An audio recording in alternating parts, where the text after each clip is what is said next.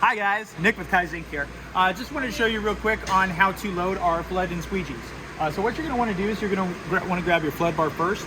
We're going to insert that into the back. Now you see it's got two grooves right here. Those two grooves are going to be working with these two grooves in the back. All right, so you want to get that, match those two guys up. Okay, once you get those, you just go ahead and set it up in there flush, and then I like to bring it towards me.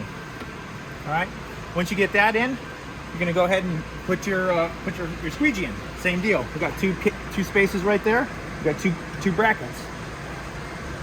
Match those two up. Tighten it up. And then I like to bring it out just a little bit. So what we're going to do here is I like to keep my flood and squeegees about a fingertip distance away. So I'm going to bring that in. Same thing there. Bring that. And then once you feel you've got them locked in, you're going to come up here and hit these two buttons, switches rather. You got one for the flood, one for the squeegee. And that's it. You're set up, ready to run.